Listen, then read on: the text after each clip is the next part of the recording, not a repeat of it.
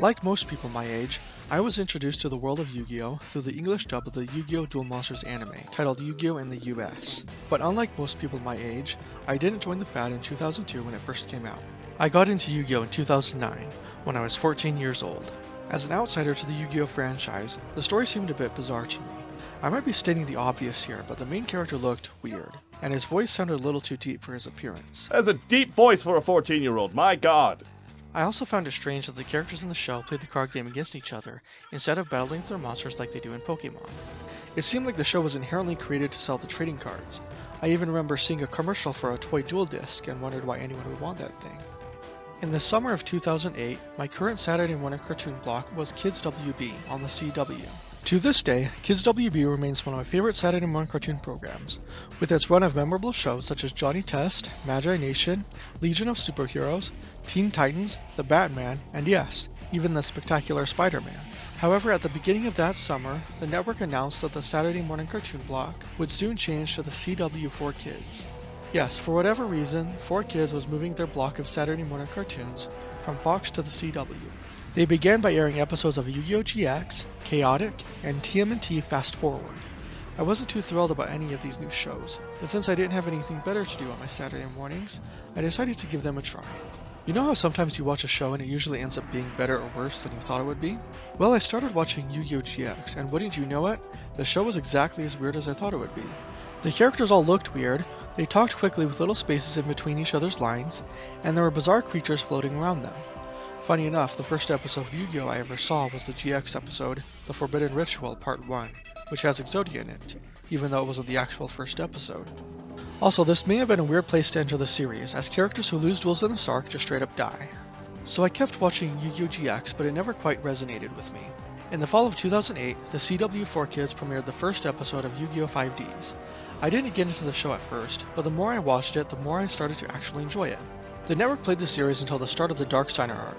Then, 1 year after the show began, the CW 4Kids announced they'd be putting Yu-Gi-Oh! 5Ds on hiatus.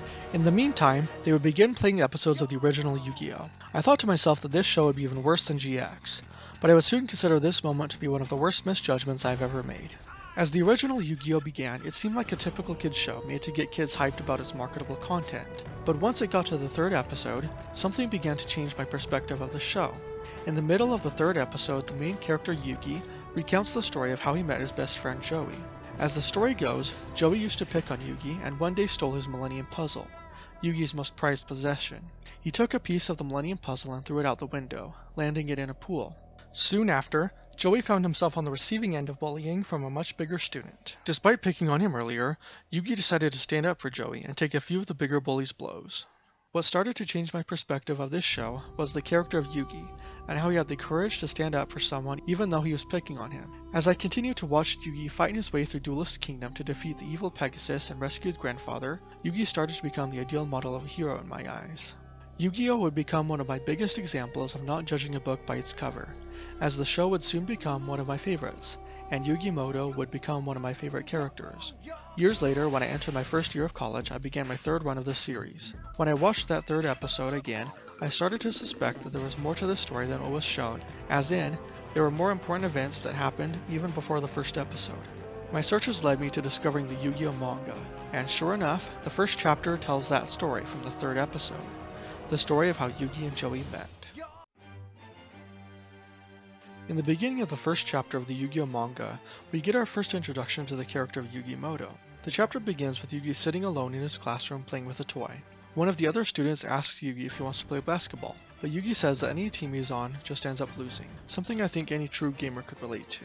Yugi wishes he could play his kind of games with someone, as he pulls out of his backpack his most prized possession, the Millennium Puzzle. Yugi is confident that he will solve the puzzle today, but before he can open the box, it suddenly gets swiped away from him. We now get our first introduction to the characters of Joey and Tristan, but in the English translation of the manga, these characters retain their Japanese names, so Joey is Janucci and Tristan is Honda.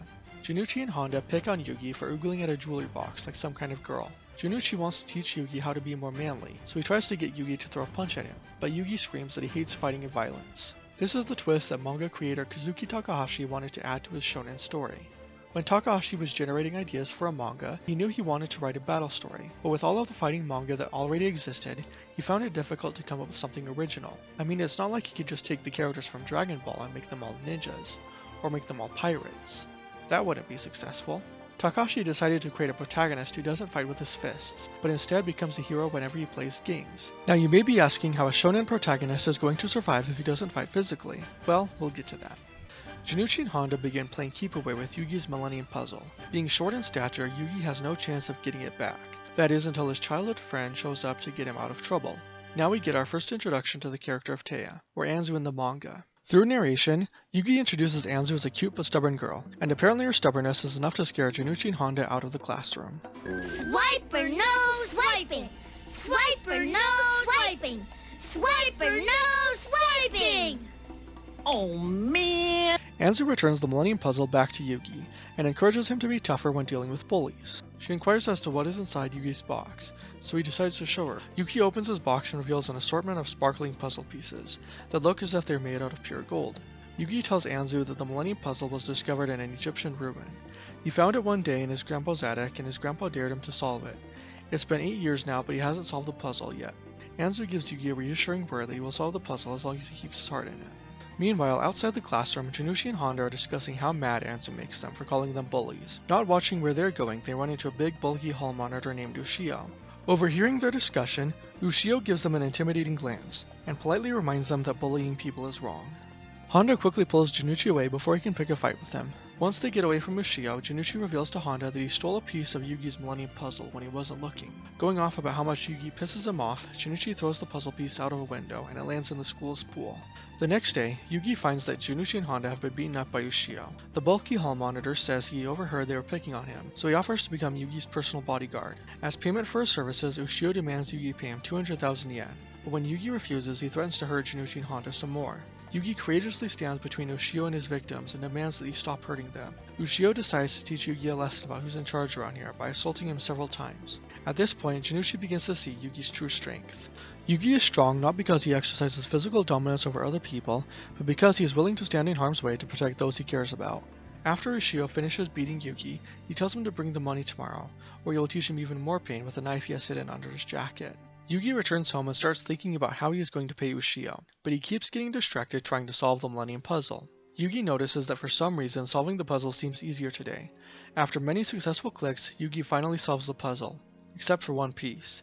He reaches inside the box for the last piece, but it's gone. He tears apart his entire room but cannot find it. Grandpa walks in and sees Yugi's dilemma. He encourages Yugi to have more faith and reveals the last piece of the puzzle in his hand. Grandpa promised not to tell Yugi, so we hear in his thoughts that Junichi had brought the puzzle piece to Grandpa.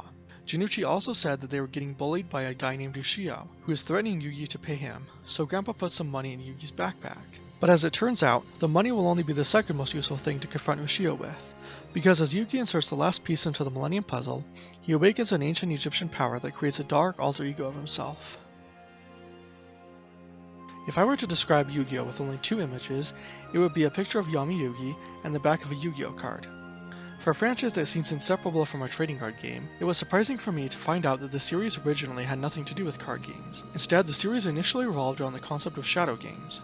As the prologue explains, shadow games are magical ceremonies from ancient Egypt that determine the fates of citizens and kings. When Yugi solved the Millennium Puzzle, he awakened within him the powers of the shadow games, and will now use them to determine Ushio's fate. Yugi calls Ushio and tells him to come out to the school grounds in the middle of the night, but when Ushio gets there, he sees someone quite a bit different from the childhood hero of the anime.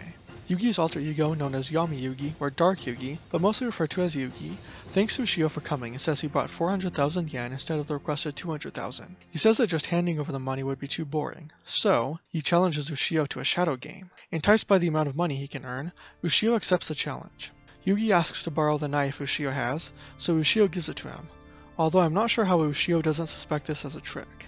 Oh, come on! Yugi says that to play this game, they will take turns placing a pile of money on the back of their hand. Then with their other hand, they will use the knife to stab the money without hurting their hand. The player will keep however many bills they manage to pick up with the knife. They will keep playing until all of the bills are gone.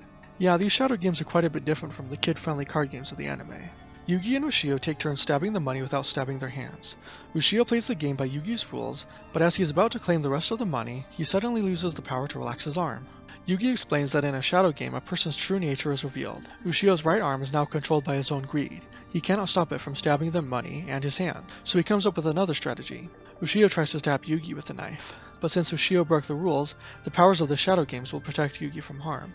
Yugi dodges the attack, and now a glowing eye appears on his forehead. He says this eye can only be seen by those who trespass into his soul. Since Ushio broke the rules of a shadow game, he is now subject to receive a penalty game. These are curses that a player will receive if they break the rules or lose in a shadow game. Yugi gives Ushio a penalty game that makes him see money falling from the sky, trapping him within the illusion. The next day at school, Junichi thanks Yugi for standing up to Ushio for him. Then he offers to be Yugi's friend by making a pun out of their names. It's not depicted in the English version, but Junichi combines the first two letters of his and Yugi's names to make the Japanese word Yujo, which means friendship. The next few chapters introduce us more to the concept of shadow games by giving Yugi some fodder villains to fight.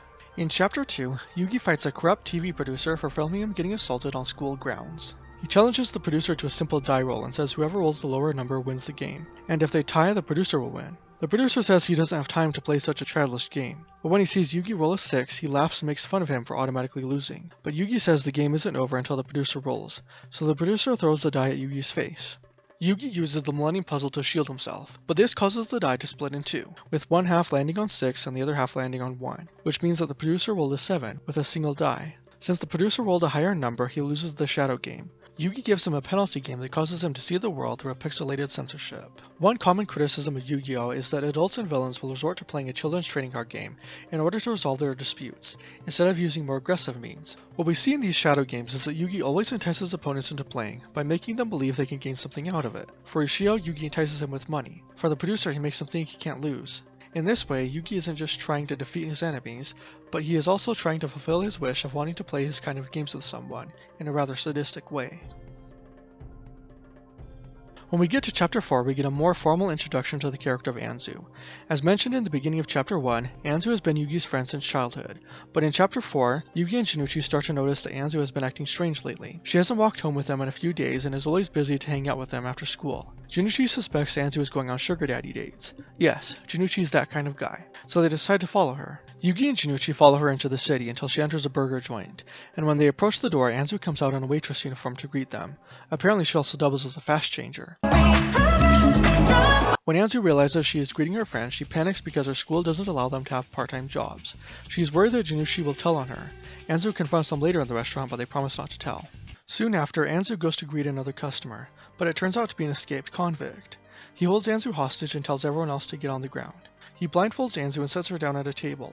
Then he makes Yugi serve him booze and cigarettes. Anzu warns Yugi to stay back, but this only causes the prisoner to slap her on the cheek. Seeing his beloved friend getting abused, Yugi becomes filled with rage and transforms into his alter ego. He sits down across from the prisoner and challenges him to a shadow game. For this game, each player is to choose one of their 10 fingers to move.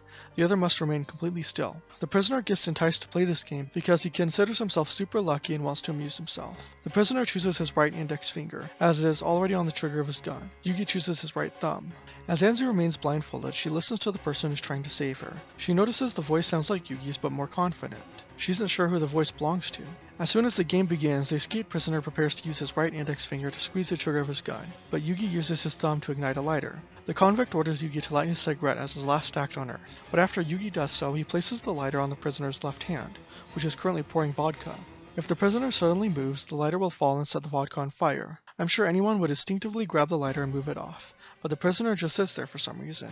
Yugi pulls Anzu away before the flames engulf them, and then we witness our first death by shadow game. And now Yugi can honestly say, I killed a man with this thumb. Anzu removes the blindfold to see who her savior is, but when she opens her eyes, all she sees is Yugi. From then on, Anzu fell in love with the man she knows only as the one who saved her with a game. The next two chapters give us more fodder villains for Yugi to fight, while also giving us more insights into the character of Anzu. Like in Chapter 6, we learn that Anzu takes on the role of a leader by organizing her class's booth for the school festival. They all spit out ideas, but in the end, they decide to go with Yugi's idea, and build carnival games. Anzu managed to win the best spot on the festival grounds, right next to the entrance, but another class is not too happy, as they use that same spot every year to make okonomiyaki, which the translator tells us are like cabbage pancakes. Using their giant grill as a battering ram, they destroy the carnival games and reclaim the spot for themselves. Yugi tries to stop them, but he ends up getting injured and sent to the hospital. Later that night, Yugi leaves the hospital and returns to the carnival grounds to challenge the other class leader to a shadow game. This time they play a game of air hockey, but they use the heated grill as a rink and a block of ice as the puck. And since that's not dangerous enough, the ice puck has a tube of explosives in the middle, meaning that the grill will continue to melt the puck until the tube makes contact with the heat. And then... As the shadow game begins, the class leader's strength and speed become too much for Yugi to handle. So Yugi uses his brains rather than his bronze to win the game. He uses the flat edge of his paddle to create a small crack in the ice. When the puck returns to the class leader, he uses his full strength to send the puck back, but he inadvertently cracks the puck in two. The tube of explosives makes contact with the heated grill. And then... Kind of a dark ending for someone who just stole a carnival booth. What we see in all of these shadow games is that Yugi figures out how to defeat bullies twice his size by using his wits rather than his strength. He also manages to figure out how to win by using the most far-fetched methods, but still never breaks the rules. The 7th chapter formally introduces us to the character of Honda. If you remember, Yugi stood up to Ushio for both Junichi and Honda, but for some reason only Junichi made friends with Yugi afterwards. Honda still hates him for some reason. In the beginning of this chapter, Honda comes to ask Yugi for some help, and by that I mean Junichi is trying to persuade Honda that Yugi can help him. You see, Honda has a crush on a girl in their class named Miho, so he's trying to find a way to convey his feelings to her. Yugi thinks his grandpa might have something, so they go to his game shop to find out. Grandpa Moto presents them with a jigsaw puzzle. The idea is for Honda to write a note on this puzzle, disassemble it, and send it to Miho. When she solves the puzzle, she will be able to read the message. Honda likes the idea but is too nervous to write the message, so he makes Yugi do it for him. The next day, they slip the puzzle in Miho's desk and hope for the best. When class begins, a moody teacher enters the room and demands that everyone empty their desks for a surprise inspection. Miho pulls out the package and is surprised to find it in her desk. The teacher confiscates the package and begins to assemble the puzzle. She reads the note out loud in front of the whole class. The teacher reminds the students that underage dating is against school rules, and will expel whoever sent her the puzzle. But before she can finish the last 4 pieces and reveal the sender's name, Yugi transforms into his alter ego and turns the puzzle into a shadow game.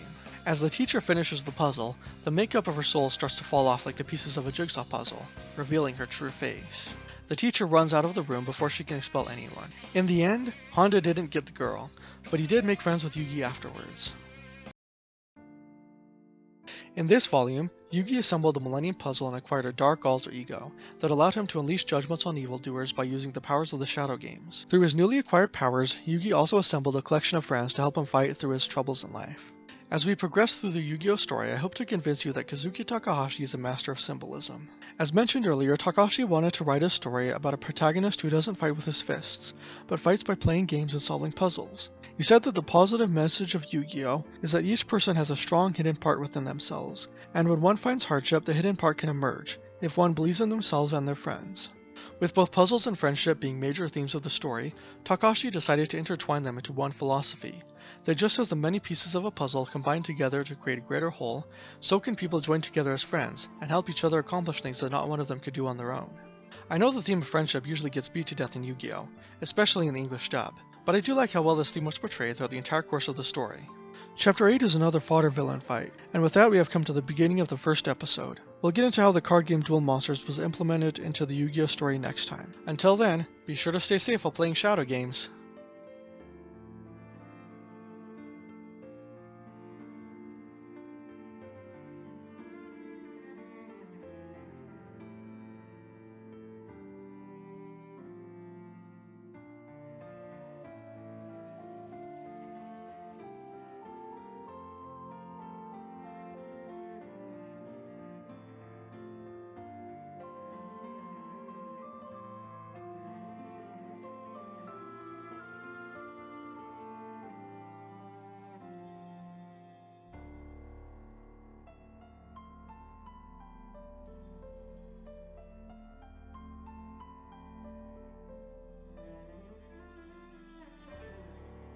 Yugi has a heart, Kaiba.